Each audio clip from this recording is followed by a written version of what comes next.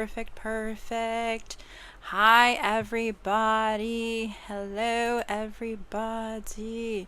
How is everyone doing? I am so excited to get going. How is everyone? It is a Tuesday, July 1st. It is the 1st of July. It is 4 p.m. Central Time here, but it is a bright, beautiful evening, and I'm excited to get started. There is a bunch of stuff that is happening, and I do want to talk about it. There is a lot of Paris Fashion Week events happening, and it's super exciting to see, especially with WILLY Chavarria. I always have troubles with his last name.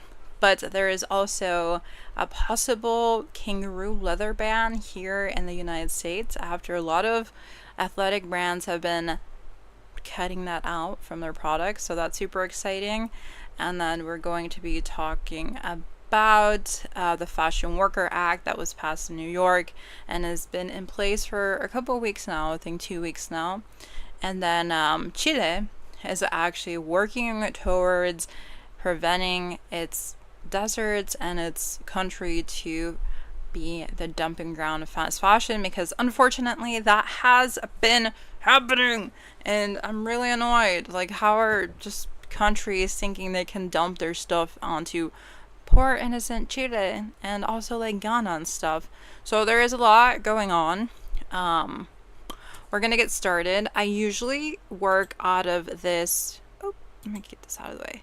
I usually work out of this Canva deck, so this will be in the description for you to look at. It's a resource, a free resource. I'm very like tangent-y, and I don't know how to focus, so this keeps me focused. And hopefully, like, if you're on a time constraint and don't want to like stay for the entire live stream, you can definitely like look at this and enjoy the live stream a different way. You don't have to stay all the time, even though I do want you to stay. But how it works is I start at 4ish, then I talk about sustainable fashion news, take a break at 5, I'm starting to talk like Donald Trump. And then we talk about environmentalism and any like social justice-y, social issues sort of thing. I always love to watch fashion shows, do like fun stuff. Trying to figure out the fun stuff, because usually I get very serious about stuff and it gets boring for me and it gets boring for y'all, so I'm gonna figure that out. I'm gonna figure it out, okay? And then Tuesdays and Thursdays, that's when I live stream, and you can follow me on the social medias if you want. But if you ever want me to talk about something, feel free to fill out the form. I have a form. I do take a lot of like time to think about the stuff that I want to talk about, just because I'm very like paranoid, I guess. That's not the right word. I think it's just like I want to be very intentional with what I'm doing. So yeah, that's something for you to fill out if you want me to talk about anything. I don't really talk about brands, to be honest. I don't really highlight any brands. I don't really talk about like material collections. I just kind of analyze what's happening in terms of like improvements in the industry. But yeah. But before we get started with the news, I do want to talk a bit about what's happening in my life. I always start off that way. I do think a lot of times when we learn about like sustainable fashion or environmentalism or social justice, it's very impersonal. And the reason why I felt so like out of place in like social justice movements or in unions or whatever, any activism work, I started to feel very disconnected from it, because there was no like personal time. You know what I mean? Like, no one was really bothering to talk to me. No one was like, hey, how are you doing? So honestly, like, it's just good to know who you're interacting with, whether online or in person. Like, just saying hi really matters, man. Like, just asking how your day was and getting in touch with someone is so revolutionary within late stage capitalism that is creating the loneliness epidemic, which I'm sure we all know about. But there is like no place to really meet outside of like work and your house. And so when I joined the unions, I was like, oh, friends, oh, I'm gonna have the bestest of times. And then it just turned out to be more work. So I don't want that to be like this. I I'm a very personable person. Like I do things out of an interest to help people and meet people and talk to people. So hopefully like you feel that throughout the live stream. And I always like to say I don't consider myself an expert in any way. I just kind of like talk about the news. Um, and that's like important in itself. There's a lot going on. Like there's always so much going on. Recently, I had like 11 hours on my phone and I still felt like I hadn't been on my phone enough. Like 11 hours in one day on your phone is like literally the entire day. Your entire waking day. And I'm like, oh my gosh, there's still so much I have to learn and so much to do, and there's not enough time. But I try to collect the best pieces and just like hold myself to that. Like it's a very grounding practice to like think about the news and like analyze it. And it's been really grounding for me personally. Sounds very nerdy. The news grounds me. But today I worked on a podcast. So Shein has been really bothering me. I think it's been a topic within my live streams every single time that I go live, just because there's always so much going on with them. And I struggle with processing everything on my own. So I'm like, oh, I should just do a podcast on this. And it took me like 3 hours this morning, and I was just talking about how they no longer want to be called fast fashion, that they're not a fast fashion brand, and instead they're a quote-unquote on-demand brand. I don't even know what they're trying to do with that, but I think it's to change the narrative, to say, hey guys, we're not the problem here, you know? Which they are. They're just trying to act like they're not. So I kind of get into details about that and my theories about narratives and brands and like the recent events that have been happening in France, where they're trying to ban fast fashion, and why they may want to change how they're termed so they're not affiliated with like quote unquote bad brands, even though like we all know they suck. So I was doing that in the morning. It took me way too long. I was stuttering so much and I was tired. I woke up with my head hurting, my back was hurting. It's the middle of summer. I don't function well during the summer, so it's a lot of energy for me to do something, and I'm trying to like lock in. I'm trying to like do things without being lazy or being too tired about it, even though I am tired. I'm just like pretending not to be tired at this point. And I'm like looking for jobs all at the same time. The job market is trash. Everyone on TikTok is struggling too, and in general. And I feel bad. I wish I could give people jobs, but I don't even have a job myself. I don't have a job myself. Well, I do have a vintage shop job, but that's only like a couple hours every week. So it's something. Pays the bills.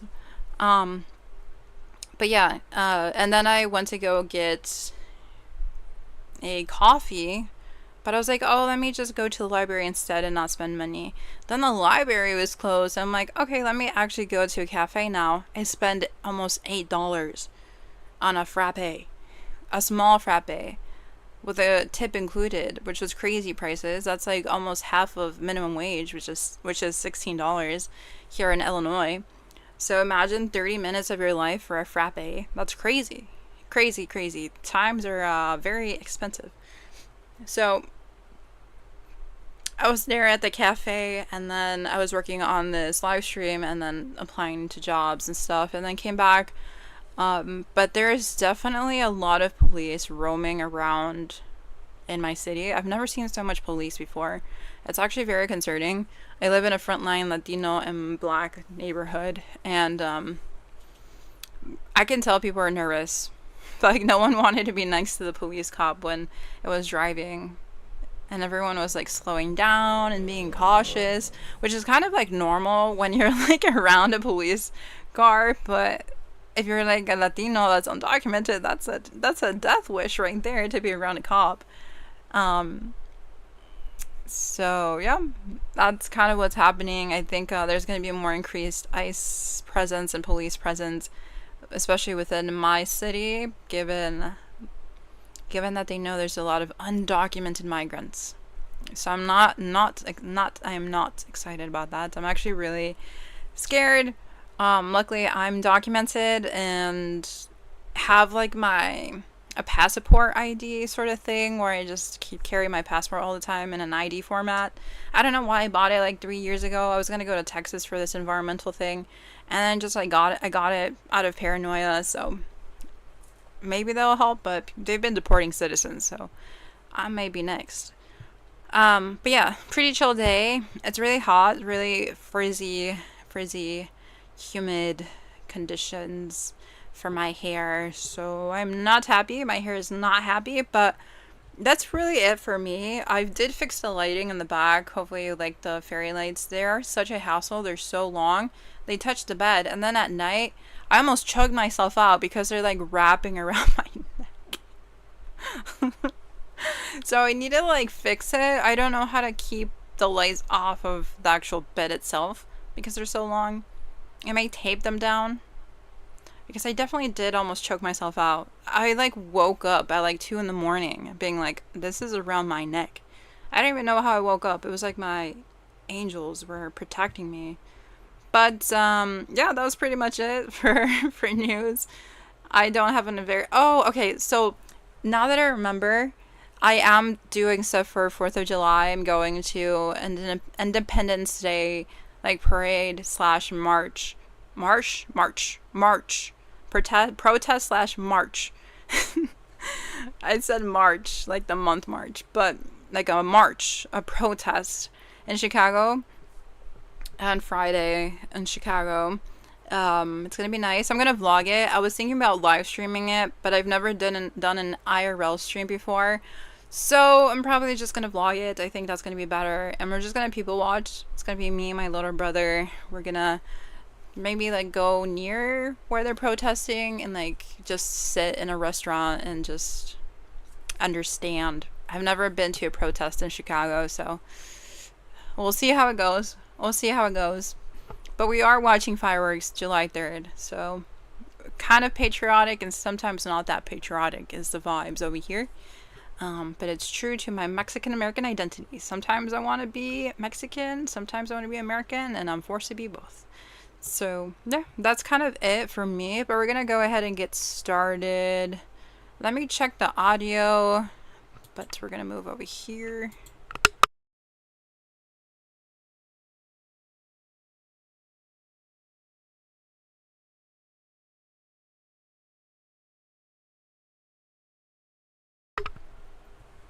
Alrighty. Man, this microphone is really working today. It's like picking up everything. Let me push it back a bit. Sorry if your ears hurt when I'm talking. Jesus. This janky microphone actually is powerful sometimes. I'm trying to regulate it a bit more, but sometimes I like push it too close to my mouth. Okay, so alrighty. So to get into the news, did my camera freeze? Oh no, I just was not blinking. Okay. Okay, to get started with the news, Paris Fashion Week has been happening and I'm super excited to get into it. Willy, man, Willy, I'm such a fan of Willy. I did not know who this designer was like 2 months ago. Actually, when I first started streaming, that's when I discovered him, and he was doing a lot of like Mexican American sort of like symbolism and imagery, and clothing was inspired by his culture, and I was kind of suspicious at first. I was like, who is this man and what is he doing? High fashion mister who cares about his culture? Yeah, right. You know, so, but he's been coming up in a lot of different places, doing a lot of initiatives that really do touch on his culture, and I love this Teen Vogue article that I saw that really broke it down. But basically, Willy made a powerful statement about deportations during Paris Runway show. This is written by Ashley Carter. So Willy has a fashion line that supposedly is synonymous with revolution.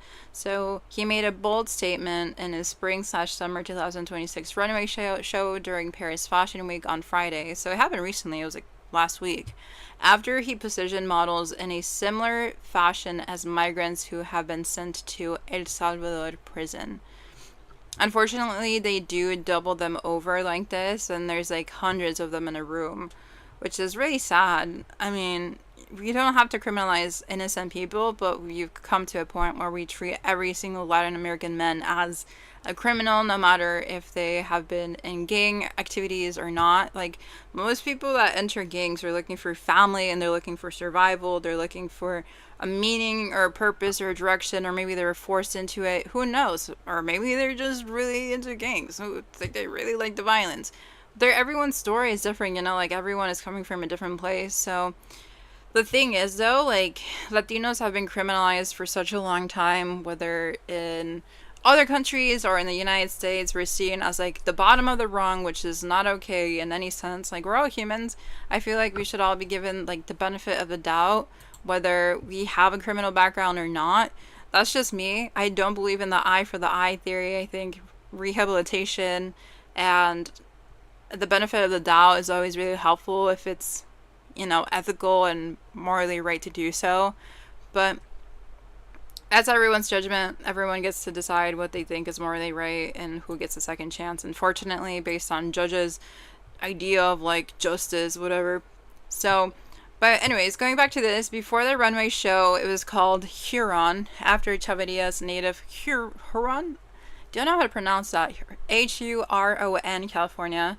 And basically 35 men with shaved heads, dressed in oversized white shirts and shorts, stepped onto the carpeted floor at the Sally Palaio, I don't know, venue. It was a venue in Paris. So the models kneeled on the runway with their heads down in reference to Salvadorian prisoners, where people are being profiled and prosecuted with no due process, according to the brand, which is very similar to what's happening in California now, where people are literally being profiled, abducted, aka kidnapped by ICE, aka the government, and then they're being told, yeah, you're a criminal. Very similar to what's happening to Mexican Americans. And they may be citizens here, but does the government care? No. We have left the arena of, like, oh, are you a citizen or not? It's like, oh, you look illegal, you look like a criminal, you're gone. You're gone. That's really what's happening right now. And he goes on to explain, or the article goes on to explain, that the shirts were made in collaboration with the American Civil Liberties Union, ACLU, which is an organization that Chavarria has worked closely with and is a feared ally. Inside the t-shirt's label reads, "The ACLU dares to create a more perfect union beyond one person, party, or side." So that's very interesting if we take a moment to kind of think about it. So they are aiming for, okay, the perfect union, I guess, for rights. And it doesn't have to do with, like, one political ideology or one sort of person or culture. It, like, wants to bring as many people, like, the collective together to do, I guess, aka the right thing for, like, human rights and, like, for ethics. But he goes on to explain, today, as of yesterday, ICE is attacking the town of Huron. There are tanks rolling through the streets, and there are armed militia surrounding homes. So it's a state of horror, Chavarria said, according to Vogue. The opening piece was to contrast against the beauty of the people that are actually being kidnapped and shipped away, broken away from the families, the chaos that we're seeing right now, which is incredibly sad, and it is a horror. It's been very shocking to see videos on YouTube, on news, on TikTok, where they, like, literally grab innocent people that are walking down the street and they shove them in unidentified cars and vans. And you don't even know if these people are ICE or not. I've been hearing that some people that are, like, radical right-leaning men are just dressing up and kidnapping people. And I'm like, where are we taking these people? And, like, why are they doing this? Like, are they that sick in the head that they're grabbing innocent people from the street just because they look illegal? Maybe they're a citizen, you don't know that. But that's just kind of, like, the culture that Trump has created, and, like, the level of violence that we've reached. And even, like, quote unquote real or, like, identified or legit ICE members are not even, like, saying what their name is. They're not disclosing where they're taking these people. So it's just a horror overall. And I really respect when people do anything to raise awareness. It's very easy to stay complacent, be quiet, and like not do anything or step out of the line out of fear or whatever. But it's really a moment to like do something, whether we go canvas or we phone bank or we screen print or we have like fundraisers or we attend meetings or we do a book club, or if you join our organization, like whatever we end up doing, it's really important. Like we cannot stay complacent. So he explains that his fashion show was very solemn. The mood was very solemn at the start before the array of bold pastels and colors splashed on the runway for Chavarria's collection. So we'll get into the collection, we'll watch it, but I did want to read this article first before we get into the visuals, because I like to know the context first and then we get to see it play out. So the beginning was a strategic display of Chavarria's anger towards the Trump administration's ICE raids that have taken over the state of California and beyond over the last few months, and the models mimic the harrowing image taken from those foreign prisons as prisoners are forced to kneel with their heads down. This moment was about reflection, Chavarria's team wrote, the dehumanization of how immigrants are being treated in the United States. Yeah, we're not treated like humans. It's like we're pieces of meat. Like, we just came here for the American dream. Like, how horrible is that? And most people are not criminals when they come from Latin America. Maybe some are, but not the majority. Most of them are like hard-working people that just genuinely want to have a better life. That's really it. So another interesting thing that the fashion show did too was the invitation for the show replicated the summons the American government has been sending to immigrants. So Chavarria's version says, notice a right to exist at the top alongside with a mock social security card with the attendee's seat number. It doesn't show. We can definitely pull it up. I did see it on TikTok. I don't remember which influencer I was seeing. I think it was Maria Bottle. That's her name on TikTok, and she's a YouTuber. But I think I saw it on her account. I did see it, just I don't know where. I can pull it up right now. Where the invite is. I don't think I'm logged into TikTok right now, so I don't think it would work. Let's see. Yeah, I don't think I'm logged in. Am I?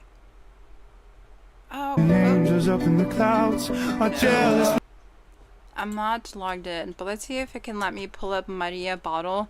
She is a Mexican TikToker slash YouTuber that I love. Very reflectional lady. She has gone very viral for her unique personality. Oh, there it is. Here she is.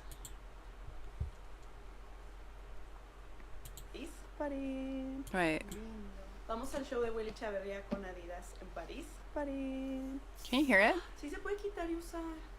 Oh, sí. Chicos, me caí de la bici. Es emocionante estar aquí para este show, la verdad. Linda paleta de colores. Uy, pues qué emoción. Me encanta. I don't know if you can hear it. Wait, I don't think my headphone is working. But, sorry to interrupt, but I gotta fix my headphones, like always. I keep saying I'm gonna fix my Bluetooth headphone, and I never do. I do definitely have to buy a new pair. Tee-hee-hee, tee-hee-hee. Let's see. But yeah, I love Maria. You should definitely give her a follow. Let's see. Okay, I think I can hear now. Let's see. Let's do this again. Let's restart. De Willy Chavarria con Adidas. Oh, I can't hear it. Sí se puede quitar y usar. Oh, sí. Chicos. Bleh.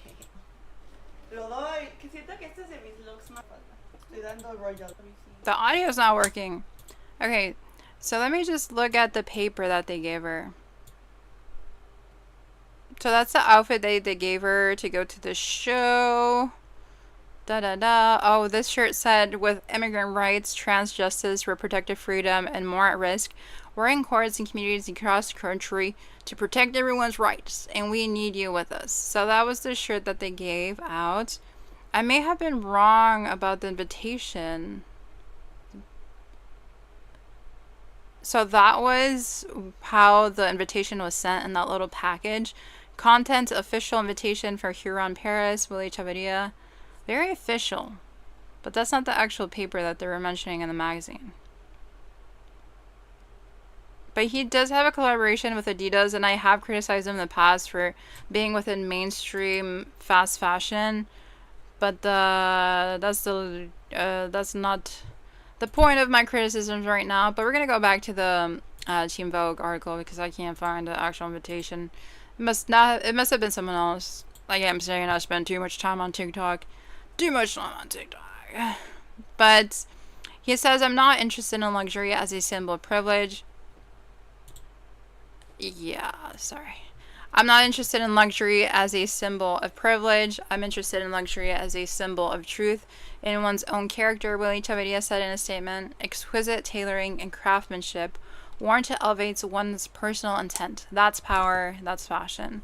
So the ICE raids are not only impacting families and the livelihoods of those who are being deported, but are already having a ripple effect on multiple industries where migrants are crucial to the workforce, including fashion. Exactly. Like the garment industry in California. Who is going to be making our local clothing if there's no migrants left or no skilled laborers left? Like, come on. Do you really think randos are going to come and do the same quality of work when they've never worked in the fashion industry before? Like, we all collectively benefit from having skilled workers who've dedicated their life to do this. And also, migrants inherently are valuable people. You know what I mean? The comment says, I can't hear the video that you were playing. Yeah, me neither. I think TikTok was punishing me for not being logged in. But Maria Bottle is such an amazing content creator. She does a mix of like English and Spanish content. She's amazing. She's very reflectional in her YouTube videos, and it's like auto dubbed into English too. So if you don't know Spanish, you're good. It's okay. But he does have really bold like collections and like just pieces in general. I don't really see myself wearing these things, but it is very bold. It's very creative, which I respect. Sometimes I'm like, oh my gosh, are they just copying what other designers are doing? Or is this just a carbon copy of like past luxury items? But he said that in partnership with the head of design, Rebecca Mendoza, that the Runway show was an exploration of identity, resistance, and refined subversion.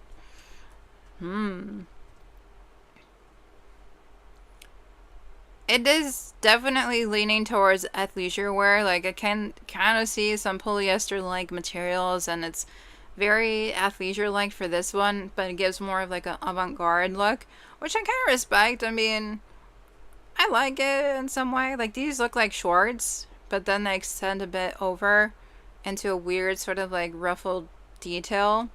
And there's like multiple pockets, and there's 2 Adidas logos here. So he does have a close affiliation with his past partners and past brands that he's worked with. So it's a very interesting mix of like political activism with like athleisure within luxury. And this was in Paris, so it was definitely a mix. I do think he is I wouldn't say outlier, but a very different designer compared to a lot of others who just kind of like do very unwearable pieces, and it's very unattainable for the average consumer. But like most consumers buy Adidas, you know, like a lot of us when we're going to the gym, we have our Adidas socks. We're all very familiar with what's happening in California if we're from the United States, especially if we're from a Latino country or facing documentation issues. So it really ties down luxury into a more like grounded, concrete reality that I have never seen before. It's refreshing. It's really refreshing. Like, I wish I was exposed to this designer when I was younger. I think it would have made me love fashion a bit more and immerse myself a bit more into luxury fashion and like see my place into it, because immediately like right off the bat when I was like 18 or 19, I was like, yeah, luxury fashion is not for me. Like, how am I ever going to reach Paris? How am I ever going to be working for these like luxury designers? It just felt like an impossible like goal or dream to ever be there, you know, like especially as a low income poor Latina. Like, I was like, oh, this is not for me. But yeah, he has been known for his advocacy in the past, which I really respect. Like in the winter debut in Paris, he also had a line entitled Tarantula, which means like spider, along with a special sweatshirt in collaboration with Human Rights Campaign and Tinder, which I did cover, by the way. It was like my first time covering him. That's how I discovered him. And the sweatshirt proceeds went directly to the HRC's fight against anti-LGBTQ legislation and read, "How we love is who we are," which I love. I love that. I love that. Okay, and he says that identity of so many people right now is under attack through increased violence, increased racism, and actual politics that are implementing systems to roll back the rights of people like immigrants, women, LGBTQ people. And Chavarria's dedication to the cause continues, which I noticed. Like, I was surprised when I saw this collection come up. I was like, what is he doing? I especially liked his early demonstration. I do think it speaks to like his continued dedication, because you can do something one time and that's it, you know, like that's where it starts, that's where it begins. But he's actually continuing from his past, like from his winter collection. And for me, that kind of says, okay, maybe he actually does mean this. Like, maybe he does want to create some advocacy within his work. Maybe he doesn't just care about his collection. Like, it's not just about the clothing. It's more so than that. So I respect that. But we should definitely watch it. I think I got it linked over here. We should watch the show instead of me yapping about the show.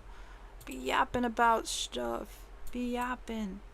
I be yapping. Why is it not? Okay, there it is. Hopefully we can hear this one. If your hair looks frizzy, dull, or thin, be the problem. Most blow dryers blast. The audio's been trash on this laptop. I don't know why.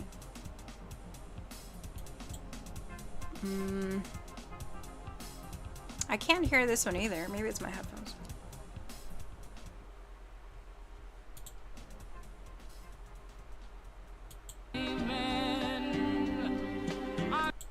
Wait a minute.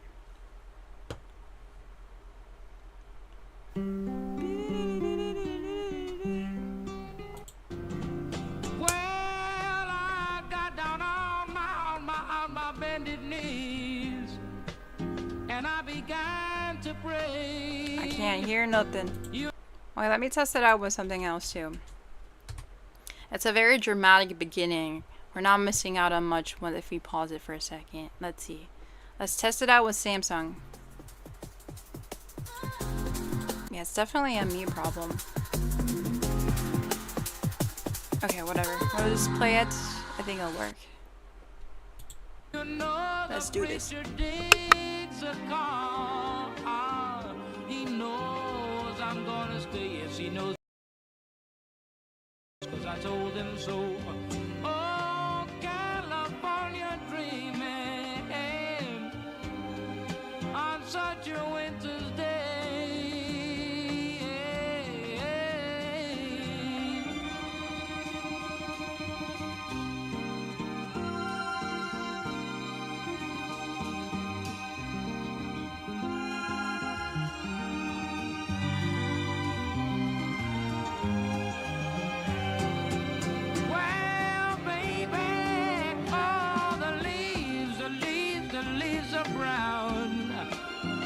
The sky is gray.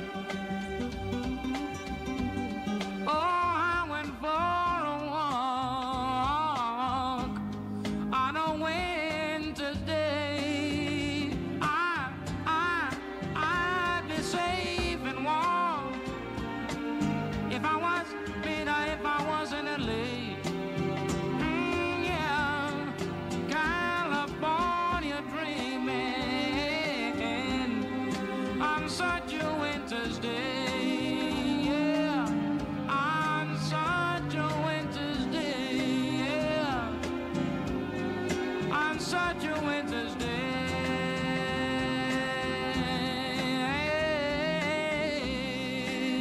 Dream on, California, dream on.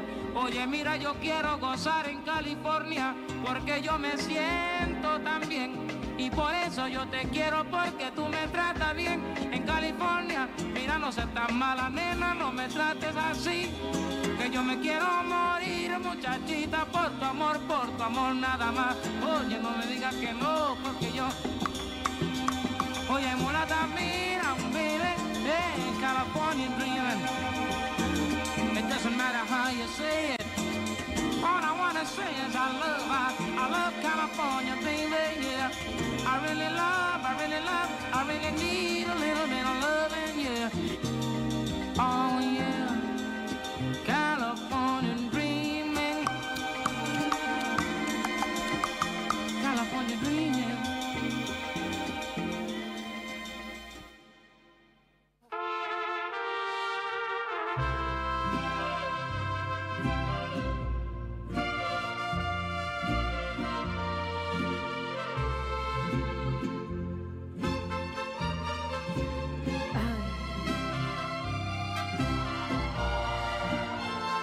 Do you understand my English but cannot speak like me?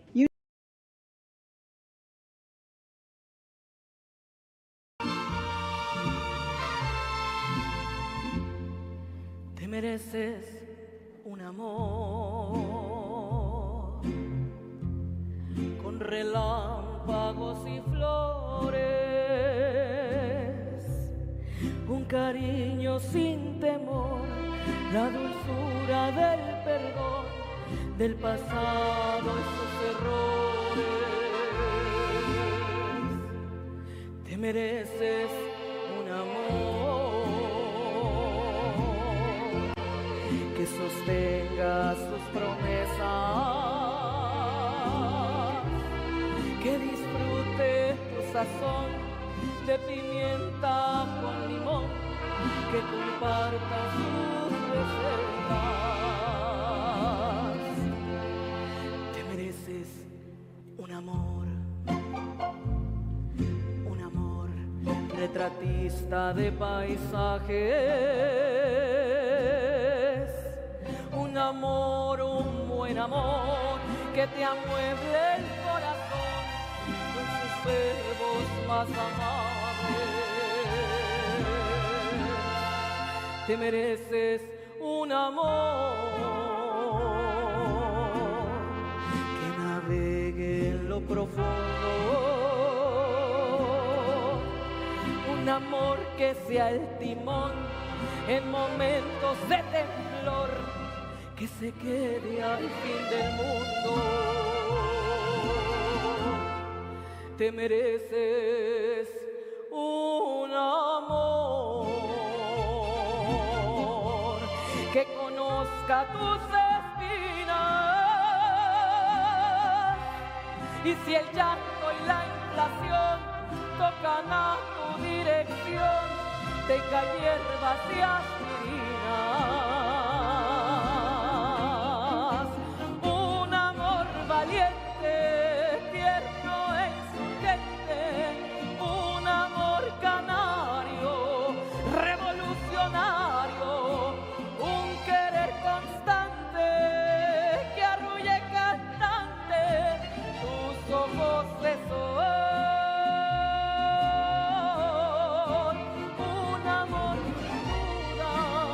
Que coma verduras, un amor presente, que tire pa'l frente, un amor de fuego, que no queme el cerro al primer error. Que mereces un amor, un buen amor.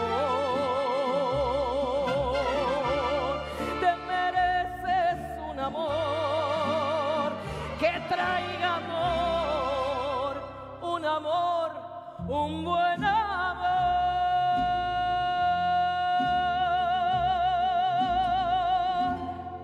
que no dude.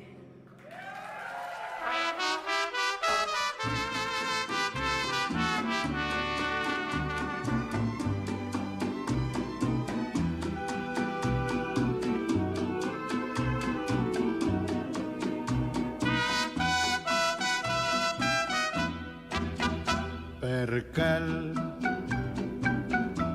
¿te acuerdas del percal? Tenías 15 abriles, anhelo de sufrir y amar, era el centro triunfal, no olvidar el percal. Percal, camino del percal, te fuiste de tu casa, tal vez nos enteramos mal, solo sé que al final olvidaste el percal. La juventud se fue, tu casa ya no está, y en el ayer tirado se han quedado acobardados tu percal y mi pasado. La juventud se fue, yo ya no espero más, mejor dejar perdido los anhelos que no han sido y el vestido de percal. Percal, ¿te acuerdas del percal? La juventud se fue y no regresa más. Mejor dejar perdido los amores que no han sido y acordarte del percal. La juventud se fue, tu casa ya no está, y en el ayer tirados se han quedado acobardados tu percal y mi pasado.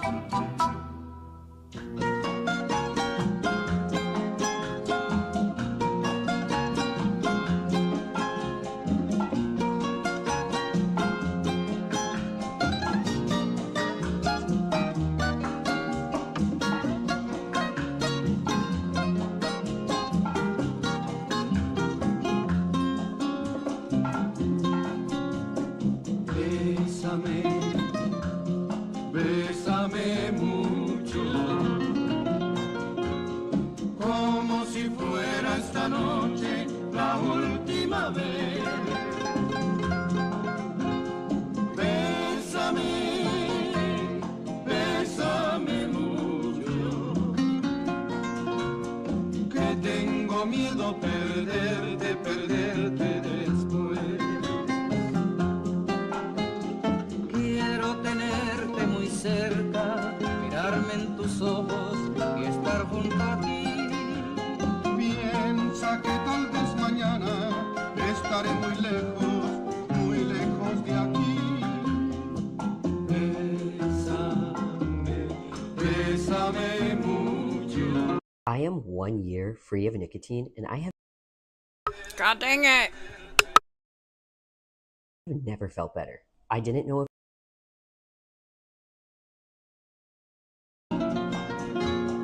Como si fuera esta noche la última vez.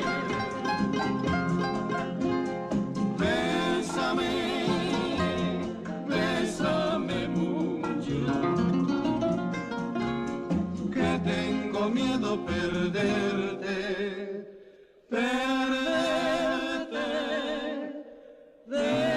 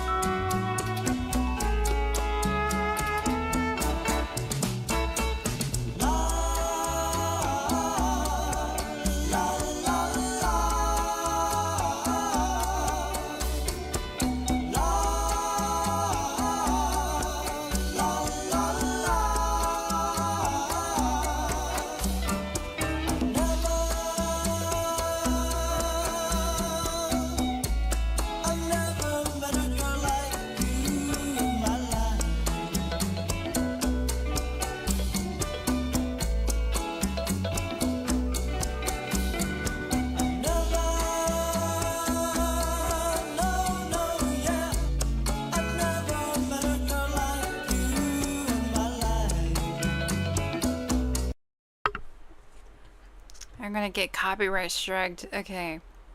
I really love these looks. Like, this is something I would wear with the Willy Adidas one. I kind of want to know if he did a partnership with Adidas. I'm sure he did. Is that Marlon? He's like a Twitch streamer. Wait.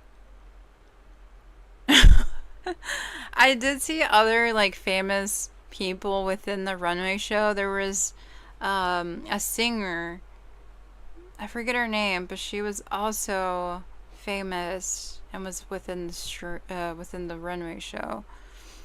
This is definitely giving LA athleisure, which I truly, truly love. I do see myself wearing some of these pieces. I like the joggers. And there's some weird ruffle moments that I don't know if they just pushed up the arms or it's like that in general. But to go back to one of the looks that I liked for the females is like way back over here. Give me a minuto. Trying to find it. Did I go way back? It was an athleisure-esque look. But there is a good mix of like more luxury pieces, and then there's more athleisure items that comes later, but within the beginning-ish area. I think that's the famous girl. I think her name is Becky G. Maybe I'm wrong. Where is it? Oh, I think it was this look. Was she the one with the t-shirt on? Yeah, I like this look. This one's cool. It's giving like chola vibes. I love the oversized jacket look with the collared shirt underneath. I love that. And this dress with the marigold upside down. And then this shirt. I love this look. This one's my favorite.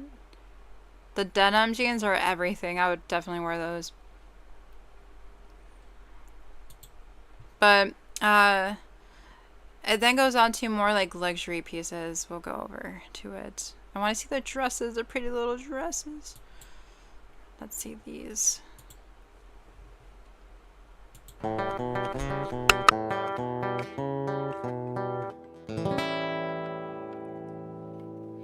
me canso de llorar y no amanece.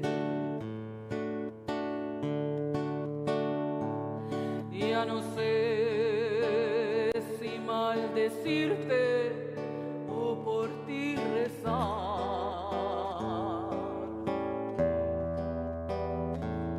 Tengo miedo de buscarte y de encontrarte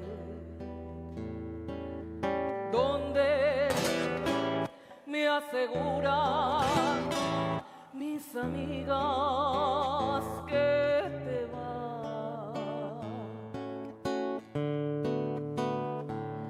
Hay momentos en que quisiera mejor rajarme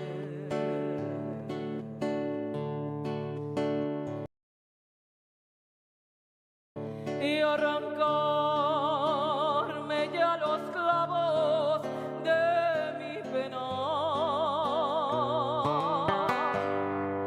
Pero mis ojos se mueren sin mirar tus ojos. Here we go. Yeah, let's get it going. Get lost. Brothers, these ads gotta be kidding. Jesus Christ. Mi cariño, con la aurora te vuelve a esperar.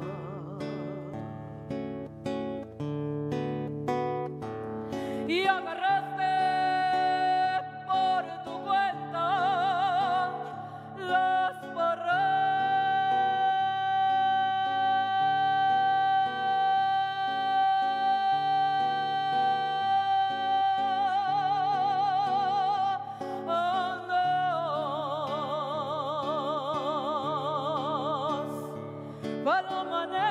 paloma negra, ¿dónde andas?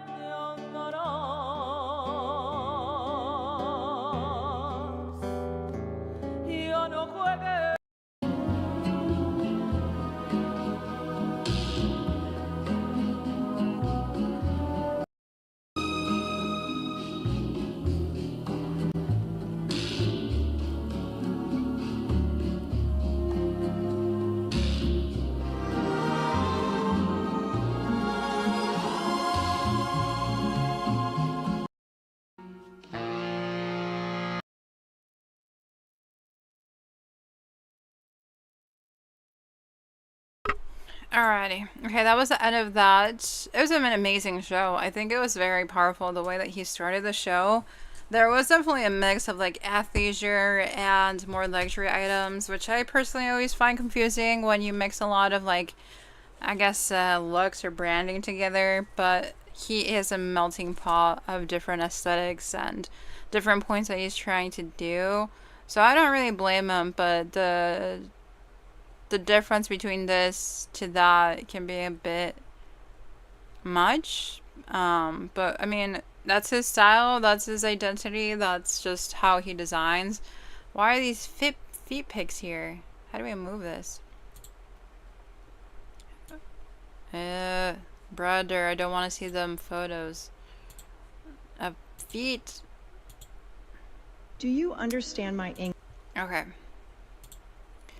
But I do have some other thoughts too that I noticed that I do think is relevant for like the average fashion show viewer in Paris. I do think that they're coming in just watching stuff and being like, oh, pretty show, or I like this piece, and they took a photo of it, and they didn't really think much about politics or society or anything really. So I do think the visual protest, which is what we saw, was a new experience maybe for most who just go to like typical fashion shows. So I do think it can make people uncomfortable, especially when you have a lot of like privilege and live a comfortable life, and it could make them think a bit deeper than otherwise needed. Because honestly, what are you really thinking about when you're looking at fashion? You're like just looking at the colors or the materials or how it flows or if this possibly works with your own brand. You're not over here thinking about immigrants. You're not over here thinking about California, especially if you're in Paris. So I do think it shakes things up in a major way psychologically for the viewers. And it also positions fashion to mean something deeper than it ever really has. I don't really think there's a lot of value in luxury fashion. That's just my opinion. I'm sorry if I offend anyone, but luxury fashion, I feel, is the most elitist and classist way you can participate in fashion. And so when I see one of the top designers reach these heights and still care about humanity, about what's happening, it shows how focused, how grounded, and how he wants things to change. Not only in fashion, but also politically. Like he says it himself, like fashion is political.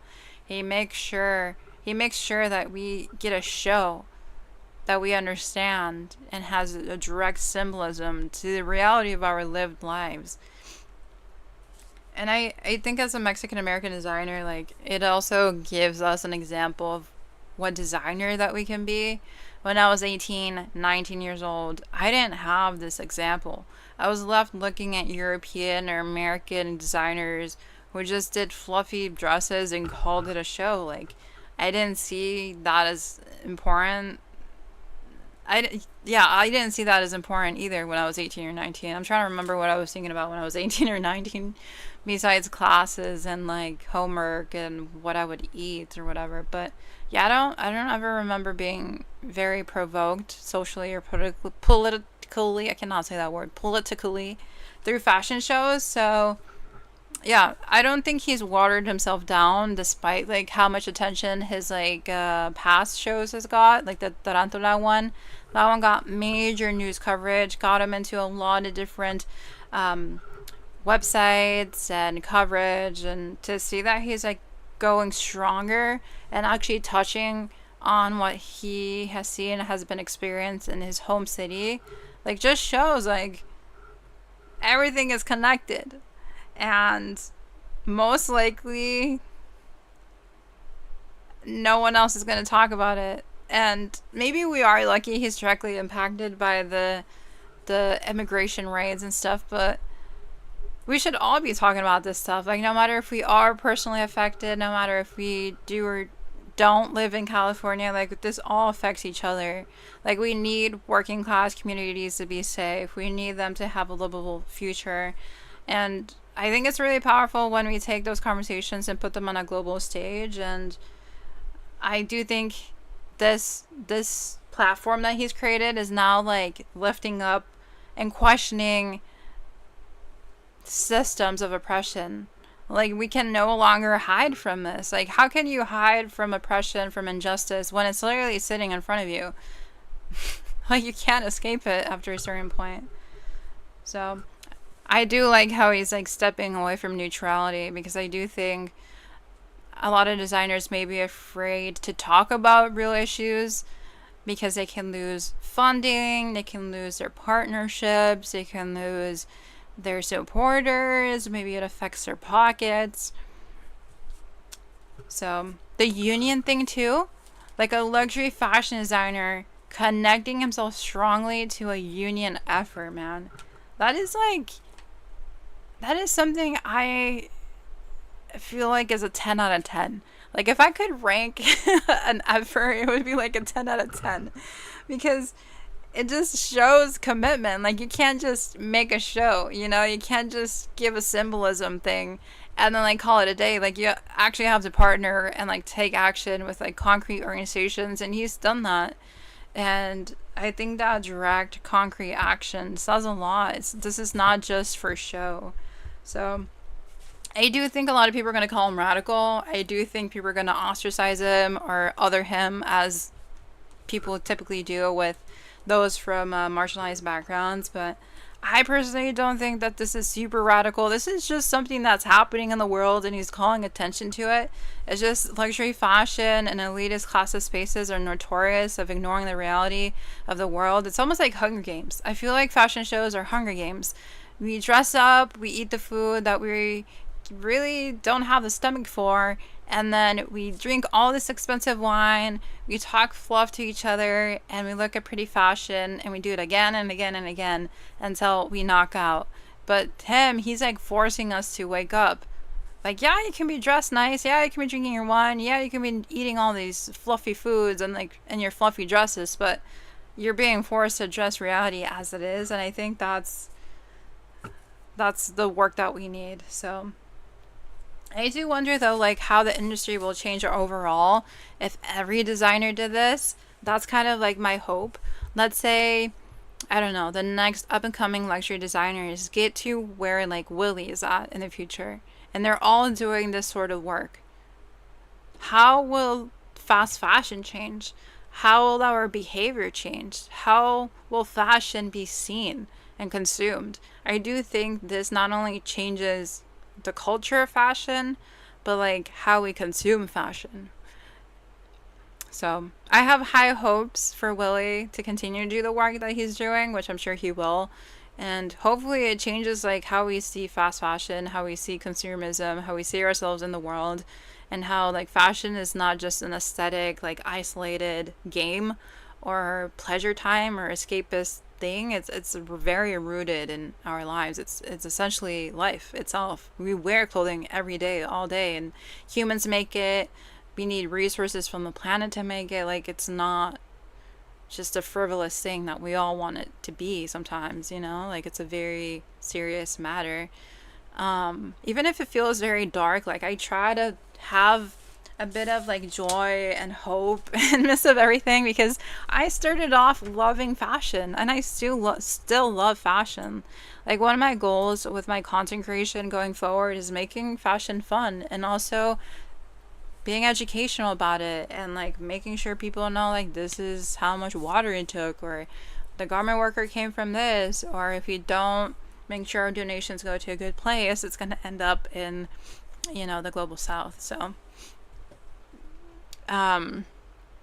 but yeah, I love that collection so much. I will not be speaking about any other designer. I did see a lot of other amazing pieces, but they didn't resonate with me, so I'm not going to talk about them. I don't think they're really that important, except to push materialism and consumerism, and I guess aesthetics, and that's like not worth my while. I'm sure you can find them online if you just Google like Paris Fashion Week, summer, spring 2026. I'm sure you'll find something, but I'm going to move on and talk about how they're banning kangaroo leather. Maybe they're banning kangaroo leather here in the United States.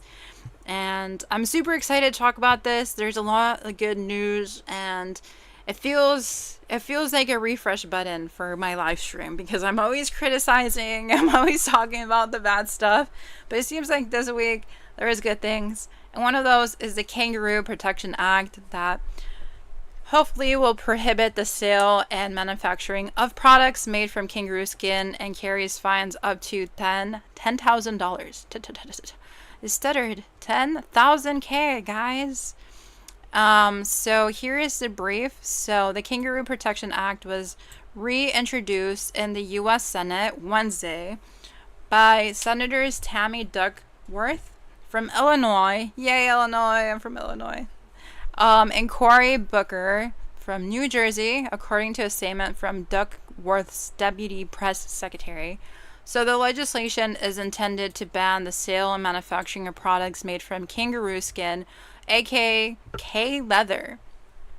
In addition, the bill would empower the Secretary of Commerce, in consultation with other agencies, to issue civil and criminal penalties of fines up to $10,000 and other regulations, per the statement. The previous version of the bill was introduced last year by both senators but died in committee.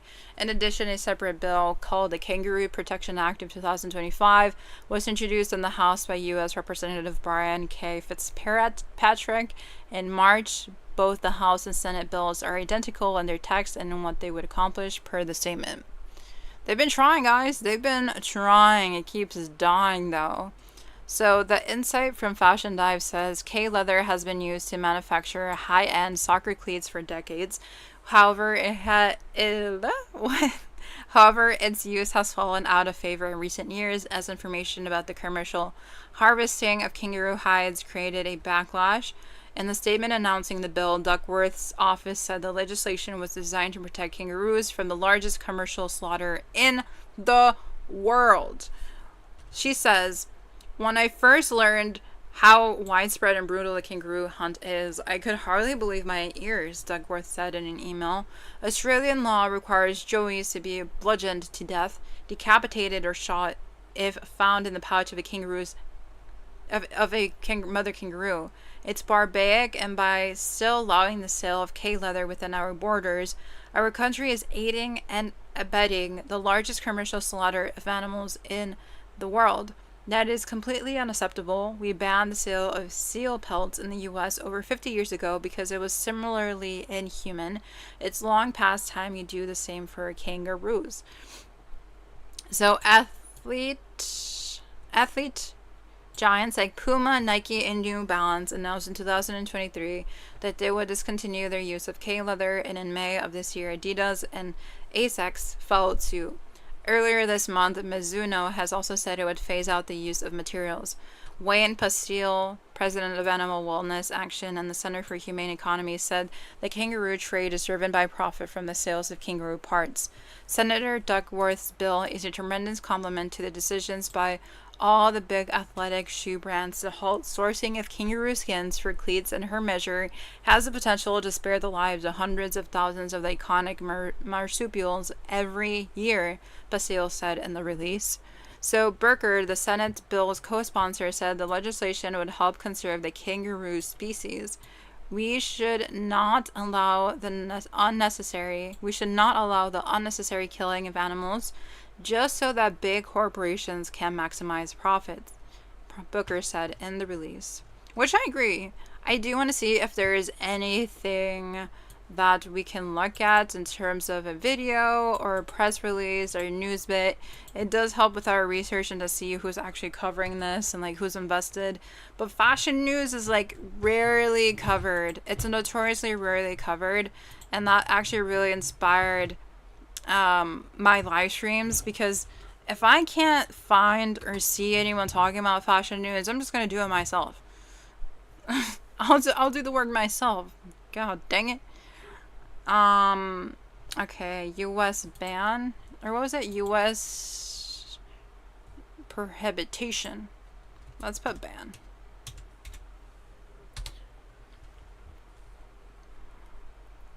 Bill banning sales of kangaroo parts introduced in Oregon. That was 2 years ago. I did not know they killed kangaroos, man, for soccer cleats. Like, bruh, come on. What if I type her name in? Maybe that will bring something up. Senator Tammy Duckworth from Illinois. Yay. She's doing the work, guys. She's doing the work. Let's do this. And I don't see anything about kangaroos. I think since it's recent news, maybe they haven't come up with anything. Brother. Okay. Okay, yep. Let's do K-leather, and then I'll move on to some of my thoughts about this. But I think it's great news, to be honest. It's overall needed. We don't need to kill innocent kangaroos, to be honest. Blah, blah, blah, blah, blah, blah. No one is talking about it. No one is talking about it. Okay. As expected, YouTube has failed us. Fine. I'll do it myself. Okay. So, with the K leather, I do feel like it doesn't need to be used in the fashion industry. I don't think most of us know that kangaroo leather is being used in our cleats or in our athletic shoes. Like, we don't go around being like, oh, I need some kangaroo leather in my shoe. You know what I mean? Or, oh, I need kangaroo leather for my soccer game. Like, most of the times it's just materials that the brand decided was good for performance or efficiency. They just integrated it in their products. They don't even label it. Like, one time I was looking at a what is it? A Puma soccer cleat, and it didn't even say it was kangaroo leather, and I was like, what's the point? Like, what's the point if you're not even gonna say, you know? Wait, does anything come up if I put Puma K leather? Let's track down Puma. Like, why do you need some K leather in the Puma? If a lot of consumers are not even aware of, like, the issues in the fashion industry, like, why would they know if it's kangaroo leather or synthetic leather? I don't really support plastic leather, but in this case, I would definitely go with the synthetic. But there's definitely pros and cons. Definitely pros and cons. It just says king top? Okay, leather. What is this? Delete the K, god dang it.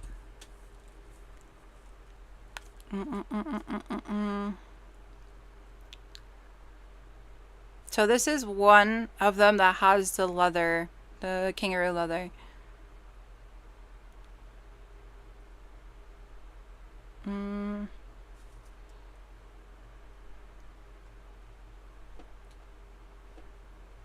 It's literally just called K leather since 8 years ago. So this is one of them that used the K leather.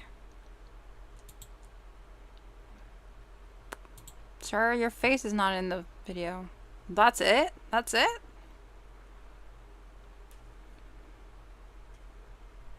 It looks like a normal soccer cleat. I don't know. It just looks like any other shoe. How do you know? How do you know from the outside without the brand or without, like, the labels? But I do think it's unnecessary to use kangaroo leather. No matter if it gives you a bit more efficiency, no matter if it's a bit more comfortable, like, it's unethical at the very least to say.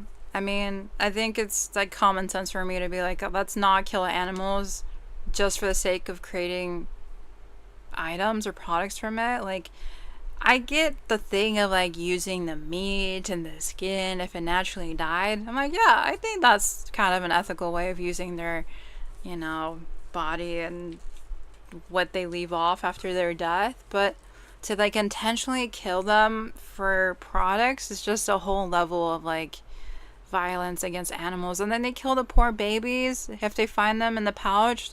That's just so sad. It's literally mass slaughter of innocent animals. And if I could be vegan, I would be vegan. It's just I don't have the resources to do that. But, like, this is so wrong in so many different levels to just, like, kill and consume animals just for the sake of it. So I do think the bill is stepping forward in the right direction. I don't know why it's taken so long to pass. I don't know why it keeps dying out. I just found out about this like a month ago and it was an eye-opener. I thought we loved kangaroos. Australia is always like, we love our kangaroos, and when we think about Australia, we think about kangaroos. So like, I would never think in a million years that they would be killing them off to make kangaroo leather. You know?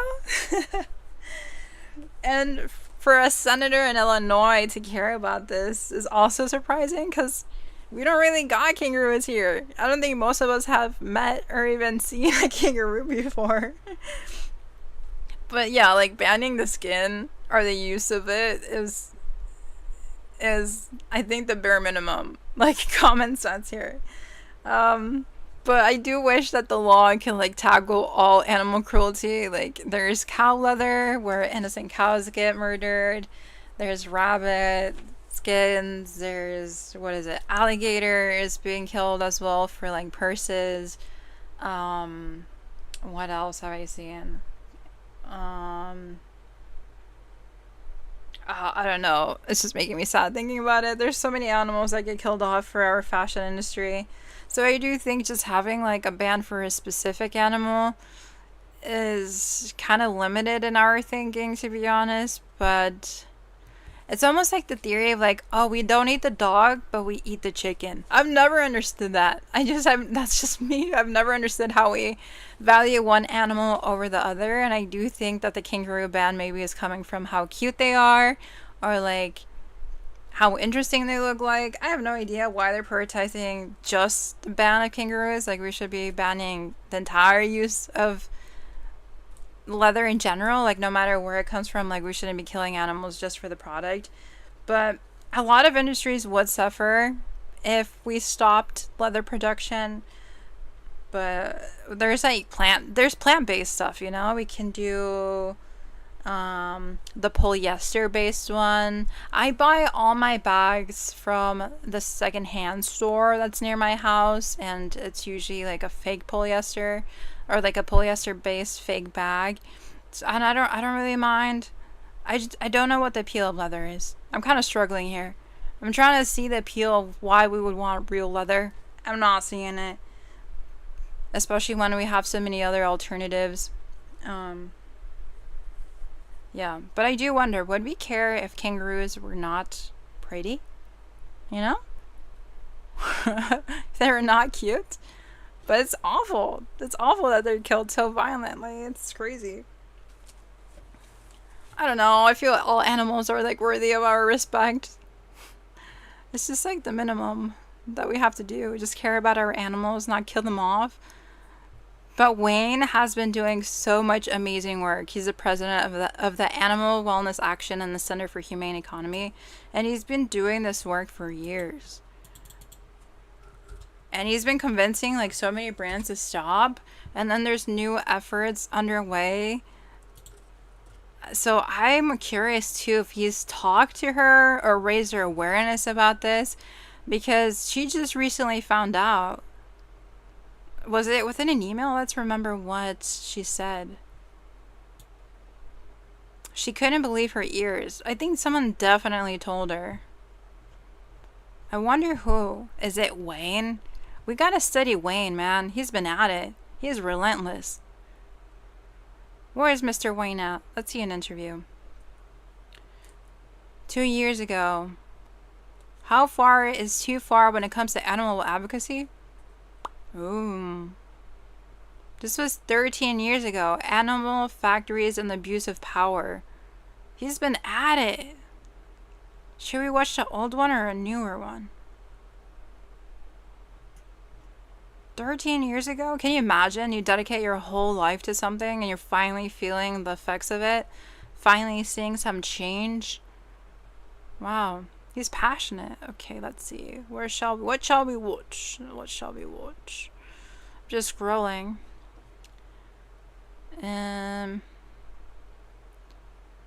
Let's watch the 13-year-old one. That's fine. I'm sure he still believes in what he says, right? 13 years later, maybe his ideas are still the same.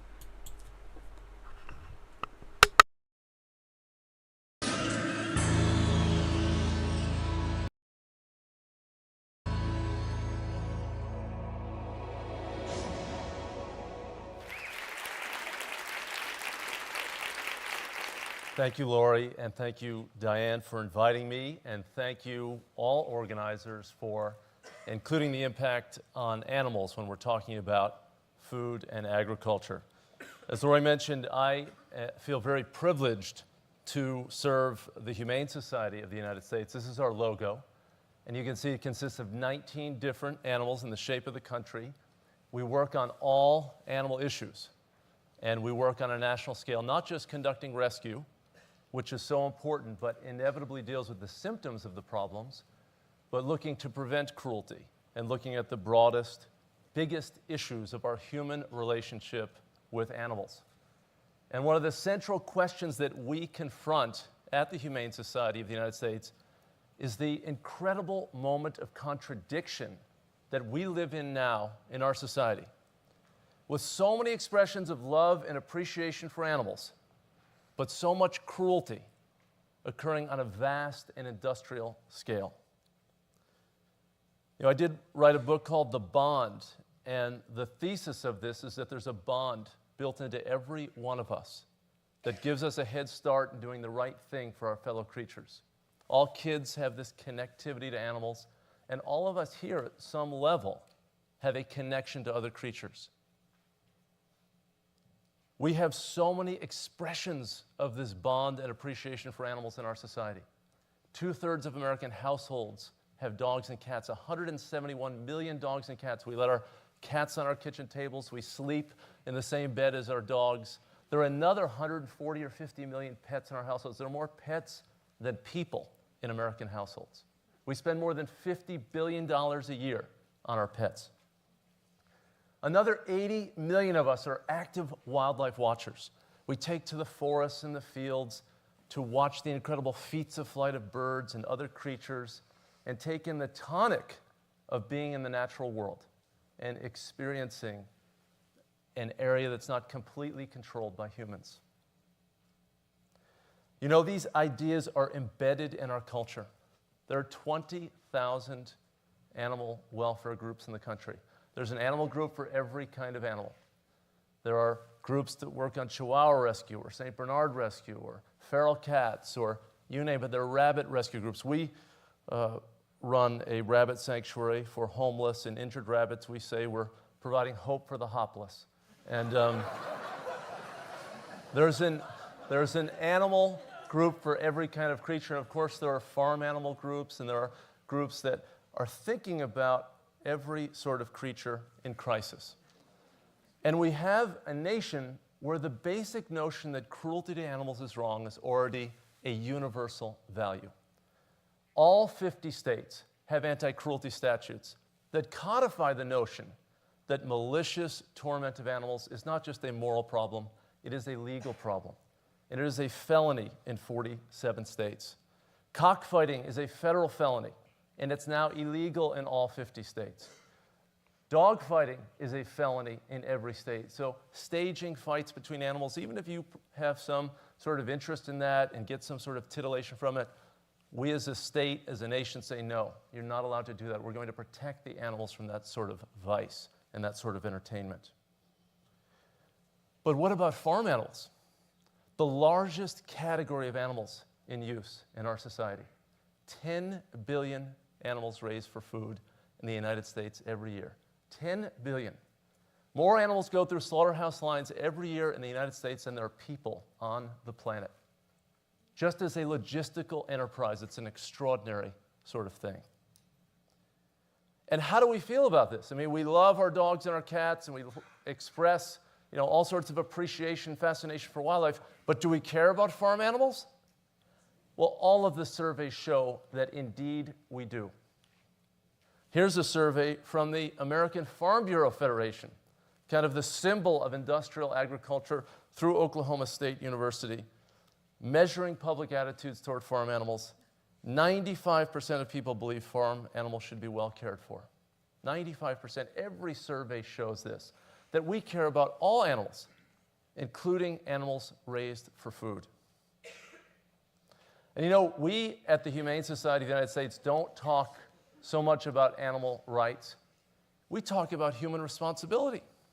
It's really more about us than it is about them. I mean, we need to understand a basic framework when we're talking about animals, that they think, that they feel, that they make choices, that they want to live just as much as we want to live, that they want to avoid pain and suffering just as much as each one of us does. But it's really about our choices, because in the relationship between us and animals, we hold all the cards. We have all the power. We are the lords of the animals. We make life and death decisions in our society without even casually thinking about it sometimes. The little actions that we take have such consequences for these creatures.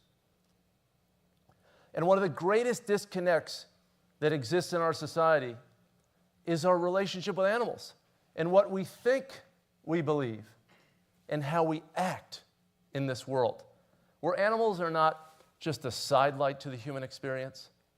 Whether we realize it or not, they're at the center of the human experience. And they've always been at the center of the human experience. And are we syncing up our values and our beliefs with our conduct? You know, this is a barren battery cage. 280 million laying hens in the United States, and 95% of them are in these barren battery cages. 6 or 8 birds jammed into a cage. Each bird, under the industry standard, has 67 square inches of space. Now, this is an 8.5 by 11 piece of paper. 8.5 times 11 is 93.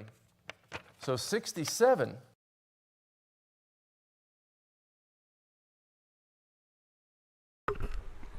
I think the live stream is getting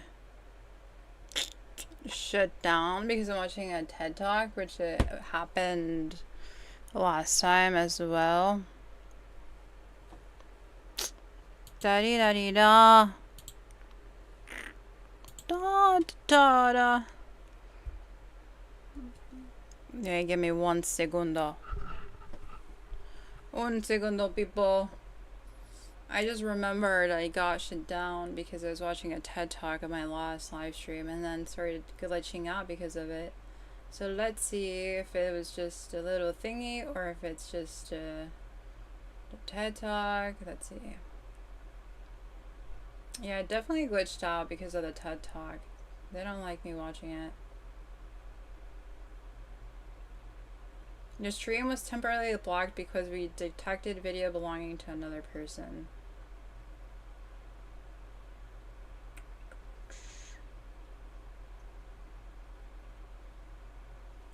Brother. Oh, brother.